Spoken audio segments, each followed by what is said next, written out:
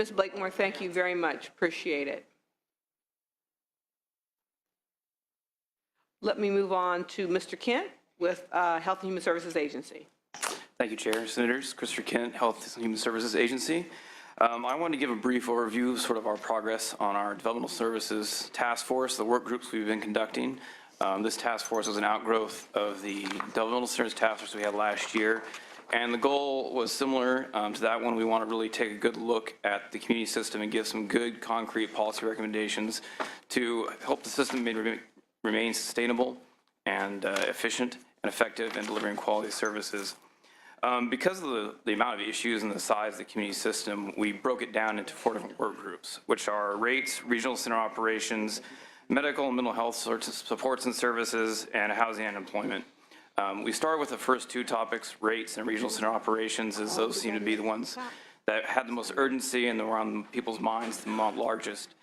We've had 2 rate work groups and 1 regional center work group. We'll have another one at the end of the month. All the discussions have been very lively. We have a good group of stakeholders. There's about 40 of them. They did some great work on the DC task force, and they're continuing to do great work on this one. In terms of our general structure, the first 2 work groups were just sort of getting a baseline, going through what exists in the world of rates and regional centers and getting a common understanding of the issues within them.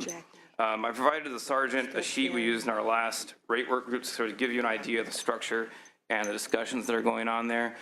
This sheet sort of outlines some, general principles we heard from the group members in the first work group, as well as some constraints that we heard that sort of would guide our discussion. The goal was to sort of talk about, in an ideal world, what would an ideal rate system look like? And in the afternoon, we sort of discussed that. And I think the sort of most meaningful thing we got out of that work group at the end of the day was some consensus over what a system should look like.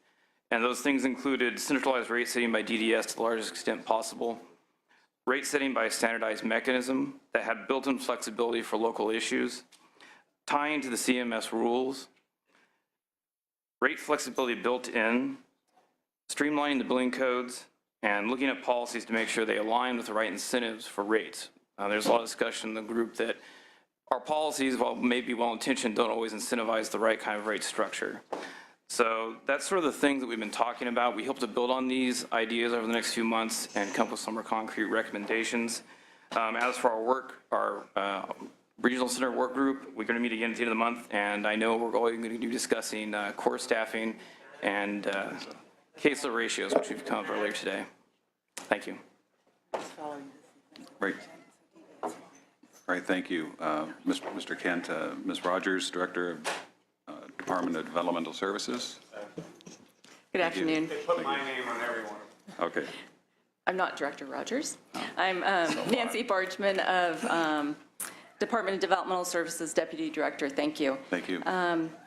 The department remains committed to the delivery of safe and supportive services for individuals that we serve.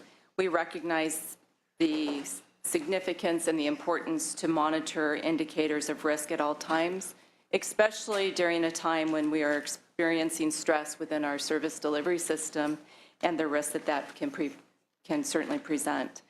DDS monitors the community services system through a variety of measures. I'll just briefly review some of those indicators and methods the department employs to gauge on how well the system is functioning. The department reviews special incident data. This data is reviewed through an independent risk management contract, and we provide semi-annual reports of that data that is available for review on an annual basis. The department also reviews special incident data on an ongoing basis.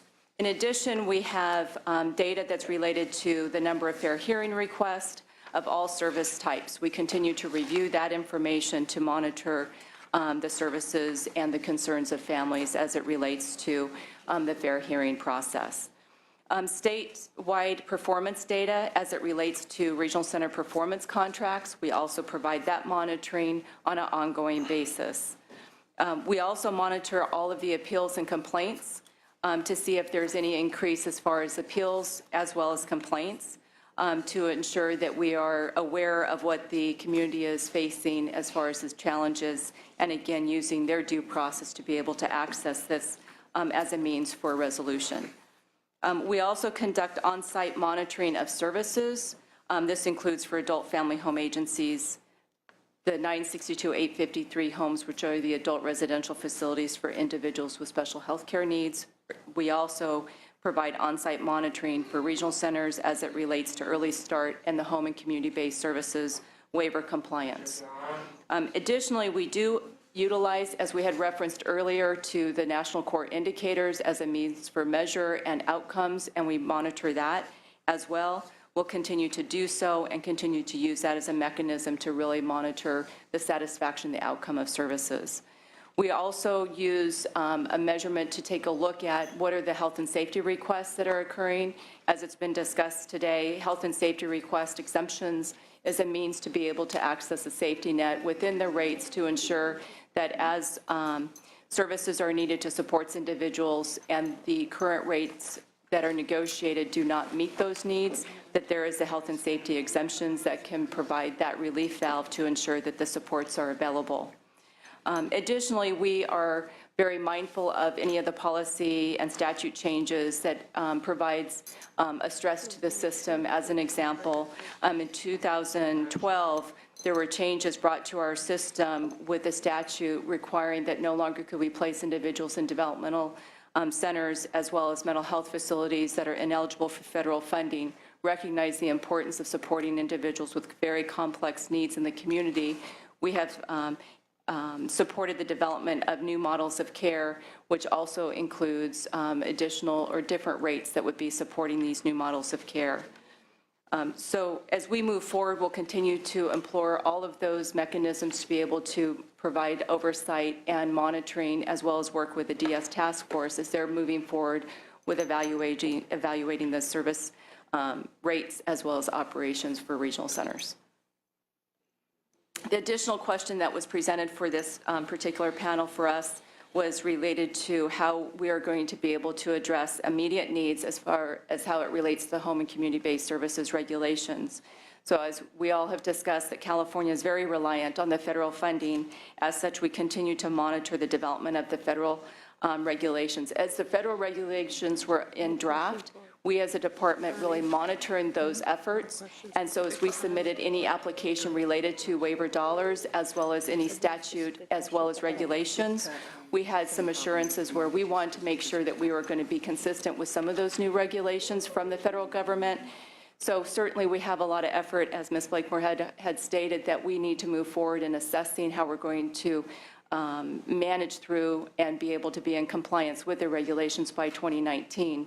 However, because we have been very mindful of the draft regulations going forward, we do know that some of our service providers and the services are currently having practices and employing some of the practices today that would meet the requirements. The department has also established a DDS-focused, as it was referenced, Home and Community-Based Services Advisory Group to help guide us in this transition process. We have already had our first sub-work group. In addition, that we are also recognizing the importance of ensuring that the national core indicators plays an important role in ensuring that we do have a means for a reliable source to monitor the outcome. We do have a crosswalk of these two coming up as a meeting between the two work groups this month that will assist us in making sure that we're being mindful as we move forward.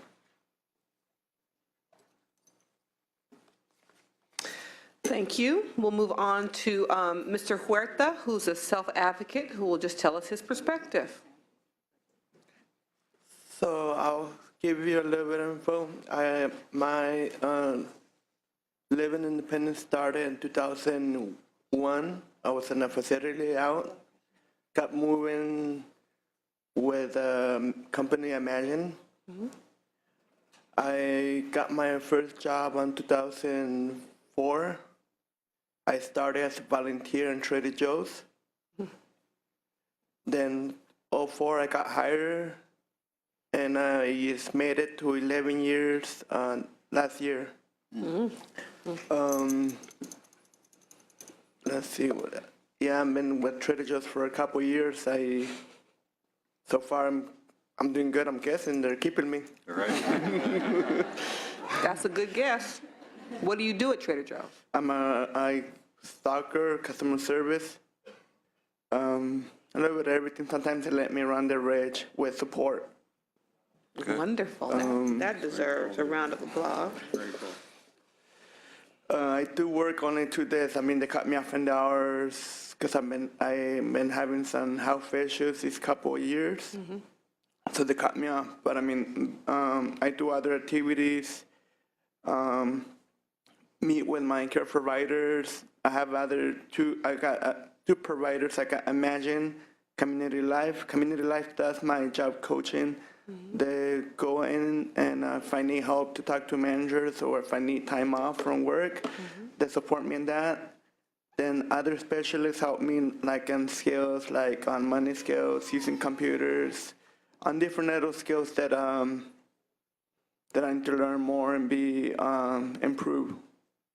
And Imagine, of course, support me on living, takes me to a doctor's appointments, a little bit everywhere. Needs kind of, if I need help to make trips out to Los Angeles or anything like that, Imagine does that for me. And I've been with them since, I met them in 2001 when I was living in the facility. And then 2003, I got moved in my own apartment. Same complex, I've been there for 11 years. Yeah, well, that's some of my life. And thank you for sharing that with us, Mr. Huerta. I appreciate you. You're welcome. Thank you. Sue North, Government Affairs with the California Disability Services Association. And we're asking you, Ms. North, to also provide your perspective on this general issue. Thank you, Senator. Again, Sue North from CDSA. I think all of the testimony so far leaves me with the easy task of simply posing the question to you. If profit was your principal interest, would you go into this field as a provider? And I think it's clear to our members, at least, that people are in this field, the bigger, broader universe of advocacy and the various roles people play. We're in it because we care about this population and we want to see people live lives like Ernie has just described. So we need to be able to do it more often and be able to open up the doors of opportunity for the people that we serve. We are on right now, I think, this is a critical moment for California. We have to decide if we're going to move the process forward or continue to see the deterioration and people lost between the cracks. And to me, the biggest fearful thing I have, being as old as I am and have worked on different aspects of human services, we do not need to see an outcome for this population that involves the forensic system.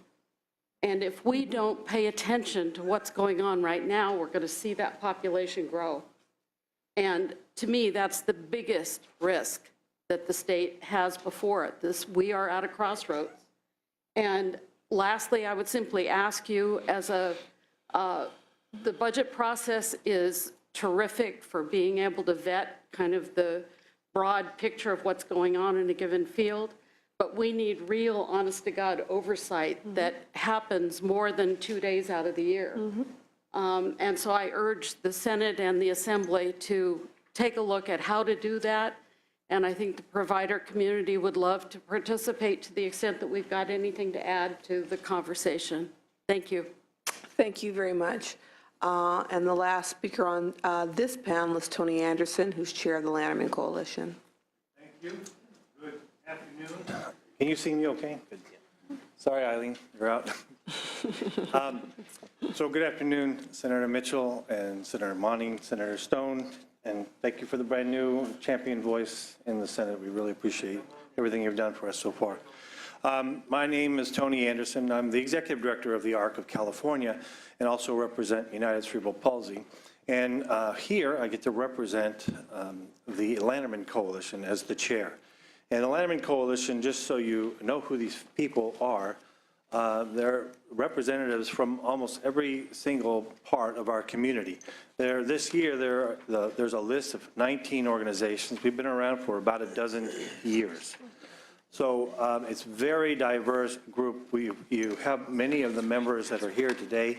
Some are generalists in the advocacy area, Disability Rights California, People First California. You've had some speakers here, State Council, the Autism Society, just to give you a flavor of the groups that are advocacy organizations. And then we have provider organizations, large provider organizations from a variety of types. So we have Infant Development Association, we've got the California Disability Services Association, Easter Seals, Supported Living Network. So this is people that are supporting individuals from the very beginning, the Family Resource Center Network as well. So every single part of our community coming together to talk about how we see the best way to go in terms of helping to repair our system, as we now view the system as a crumbling system. So as you can imagine, these are pretty diverse individuals as people, I'll say that, and also very passionate individuals who fight very hard for their section of the community. But in this case, with the Lanterman Coalition, everyone has agreed to suspend some of their areas in the best interest of everybody in the entire community. And you don't get that often, I know, in other groups, but everybody has agreed that there's nobody who's done well in our system over these years of a budget crisis. So there is not one place in our system that we could look to today that we could say, well, we need an increase, but don't worry about that group because they're doing okay. We don't, unfortunately, we don't have anybody in our system that is doing okay. Some are doing horrible and some are just doing really bad. So we need help across the board, and that's our position, that there's no place around that can afford to be left behind on this go-around. It's been that bad. Now, we also know that as Director Blakemore had mentioned, there are a variety of different priorities that CMS has, and there are changes in the way we're going to be providing services in different kinds of settings. All of that will get worked out as that comes down. But for all of us, we're saying across the board, we need help. And so what we've said is that this system today needs a 10% increase across the board. And that 10% is something that will help stop the collapse, the way we see it. You used to have big organizations who could help out. If a smaller organization in a local community went under, the larger organizations would be there to help them. As you know, in Riverside and Los Angeles County especially, there were large organizations who could take that on. That's not happening anymore. Now, the larger organizations are telling us, no, we have to shut down this program or that kind of program, and now we have waiting lists in California in a variety of areas. So 10% is critical for our community. Then to really look at repairing where we're at today, we said that in out years, the next year, there needs to be a 5% COLA, and that's critical as well. And then the last piece is part of what we talked about last year, is that the rate structure is a mess and it needs to be repaired. You hear that it's happening, and we encourage that and continue to push for that. So those are the three things. We've got the 10%, we've got the 5% COLA in out years, and repair the system, and the system reform in the rates. Thank you very much. I'll open it up to questions, Senator Monning and then Senator Stone. Thank you, Madam Chair. I want to thank everybody on this panel. I especially want to thank Mr. Huerta and welcome you to Sacramento. We really appreciate your making the effort to be here and sharing your most impressive story. And congratulations, and again, thank you for helping inform our committee. And then I did want to direct a question to the LAO. Ms. Kersarwani, first also add my thanks for your service to the LAO and to this committee. We're going to miss your informed service and advice. Thank you, Senator Monning. I did want to ask you, direct you to the LAO report at page 10, where you described to us the implementation of median rates beginning in 2008-9. And in that description and in your testimony, they're calculated or negotiated a rate that does not exceed the statewide median rate or the regional center median rate for the service, whichever is lower. Help me understand, if you're calculating a median rate based on a statewide, does that adjust at all for regional cost of living or higher costs by region in the state of California? Actually, I think I would want to defer to the department on an answer to this question, if you Okay. don't mind, Senator Monning. Thank you. I think they can be more thorough than I can on this. Great, thank you. Hi, Nancy Bargeman, Deputy Director. A couple of ways to respond to that is that, no, in general, the rates don't have a specific designation regarding the geographic preferences. What does happen is that some of the costs when they were built prior to rate freezes or the median rates is that some of the associated costs within the different geographic areas may have been included. Now, the last time, I believe I'd have to verify the timeframe, the last time the median rates were reestablished was in 2011. Prior to that was 2008. So it's been quite a few years since that's been reestablished. And is there any prohibition to making more of a regional calculation based on different cost of living? Right now, the statute actually does not allow the department the authority to adjust the rates because we do have in statute the freezing of the rates, and so we are mandated to use the median rates. And so what's happening is that we have in the statewide, as you had certainly outlined, is that there's a statewide median rate, but then the regional center, based on what their median rate at that point of time, again, back in 2011, whichever one, so if there's a new provider coming into the system today and they're working with the regional center, they're negotiating based on the median rate, and again, it would be the regional center, so if it's Alta Regional Center, if the median rate is lower for Alta Regional Center than what would have been for the statewide, they need to go with the Alta Regional Center's rate. Thank you. Well, it's helpful in terms of clarification. I don't know if it's helpful in terms of providers keeping pace with costs of living in their regions. And again, I know this is the underpinning of everyone at the table, but when we look at the Lanterman Act, the Lanterman-Petrus, and we kind of point to that as establishing fundamental civil human rights for recipients, and we face these budget challenges, there's ultimately no way to reconcile meeting the standards that we've established for the state of California if we don't find the budget support to elevate, whether it's provider rates or some of these ancillary, well, they're not ancillary programs, but I forget what the term of art was, but the recreation and respite, and I mean, in people's real lives, those aren't ancillary. Those are essential to full health and wellness.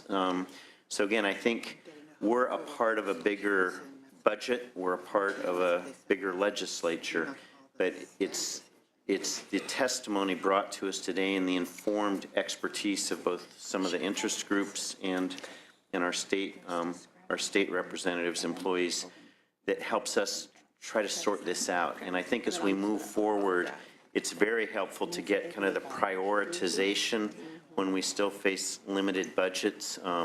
But our prioritization should very much reflect the prioritization that's coming from the community. So again, I just want to thank you and appreciate the clarification on this median rate calculation. Thank you, Madam Chair. Thank you, sir. And before I go to Senator Stone, let me apologize. There was a snafu on our end. Our translators were told that we would be done by 1 o'clock. And so as Senator Mining talked about a basic human right, I'd like to thank Ms. Dillard-Foss for agreeing to be recruited. And we are working diligently to get translation services back here. But in the meantime, thank you. Senator Stone. Thank you, Madam Chair. I have got to get to a plane pretty soon, so I just want to make a few comments. In addition to basic human rights, we're also talking about basic human dignity with a population that needs our assistance. And I want to say for the record, number one, I appreciate all your testimony. Mr. Huerta, you're very inspiring, and I wish you continued good luck in your endeavors. And I'm glad that we're able to help you achieve some of your goals. With that, it's very clear that we have a program that has suffered significantly over the past few years, and I don't think that the request of 10% increase, the 5% COLA, a rate structure, which I agree with you is in a mess, needs to be fixed. We have a program that needs to have some long-term stability and predictable fiscal expectations so that we don't instill fear in the minds of those that need the services the most. I appreciate that the administration is conducting a stakeholder process on how to fix the system. My concern is that a process with no deadline may not have the urgency that we need. I'll remind my colleagues that SB 638 is intended to build on that process that's already underway and provide some structure to it by setting up a deadline for DES to produce a plan. And the bill will also take the Lanterman's Coalition's approach to providing some immediate funding relief while continuing that process of developing a plan for the long-term sustainability and the quality within the system. And with that, Madam Chair, I look forward to hearing some public testimony before I leave. Thank you very much. A quick question. On page 22 of the agenda at the top, it talks about the recent court ruling ends some of the state actions that were engaged in to reduce cost. So to the department or finance, kind of where are we on that? Is there funding in this year's budget to address this reality, and will it be retroactive? This is the ARC and, okay, here he comes. Thank you, Madam Chair. John Doyle, Developmental Services. The issue addresses the uniform holiday Yes. schedule and Yes. the half-day billing rule. The lawsuit that is referenced in the agenda, the state was ordered by the courts to cease the implementation of the uniform holiday schedule and the half-day billing rule. It's not our intention to appeal that decision. In discussions with the Attorney General's office, we're not moving forward on an appeal. Our intent is to get direction out that both the uniform holiday schedule and the half-day billing rule will no longer be in effect. We expect to have that direction out, in the next, we've got a draft letter already. It's just a matter of finalizing it, getting it through the review process. So I would suspect sometime next week. And so may revise reflect the fiscal realities of that? We still have to look at that issue to see, what the consequences are. We haven't determined that yet. As well as retroactive pay? Was that a part of the ruling? My understanding is that the retroactive, it would be retroactive to the first holiday would be, I think, the President's holiday, February 16th. Of 2015, of this 15. last, yeah. And did that also apply to the half-day billing? Half-day billing, my understanding, is not widely implemented, so we don't know that there's any impact associated with the half-day billing rule. But you will still look into that definitively? Yes. Since we lost the lawsuit. Okay. All right, thank you for that. One more question, just based on concerns I have heard from consumers in my district, that many consumers place a real high priority on restoring cuts to specific services like respite camps, social recreation programs, and low-income families are disproportionately impacted by those cuts because they're unlikely to be able to afford those services without the support. I'm curious as to what analysis the department has done to really determine the impact these cuts have had on consumers and certain subpopulations of consumers since implemented. There's nothing that's been done formally other than reviewing the fair hearings. That was during that time period, Brian, correct me, I think it's 9/10. In 9/10, we did see an increase of appeals and in the fair hearing process. As a result, it did decline. Not saying that that's not an impact, but we certainly saw the immediate impact when the changes came into effect. Since then, we don't have any current information. And I asked that question because it seems to me that as we talk about the issue around rates, that hopefully they would be tied to some kind of outcome measure, A, and B, needing to acknowledge that there, are some communities that were disproportionately impacted. And if we find ourselves in a position where we have to prioritize increases back into the system, that might, having that information seems to me might be useful in terms of trying to target reinvestment in aspects of the overall department and program that took a disproportionate hit. So that's why I asked the question. If we don't have that baseline information, that might be challenging. Anything from anybody else? Okay, thank you. Well, you have a comment? I'm sorry. Please. On what you had just mentioned, because I think it's logical to think that there would be some places that we could start first. But when we look at how connected we are, and we have all these day programs and the residential, and when we make cuts in all these different areas, you look at who's disproportionately cut, you would say it would be the people who are living at home with family caregivers. We have about almost 100,000 people living at home with an aging caregiver. Right? So, and they're expecting all the entire robust system to be there so that they would have their life as well.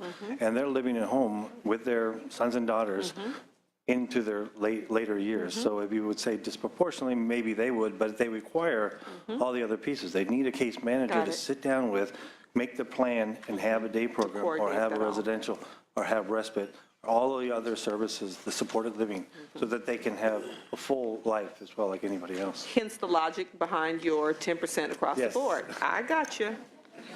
All right, thank you very much, everybody. Appreciate it. We're going to move on to issue number 9, disparities in service delivery. Again, this is an oversight issue. We're on page 26 of the agenda.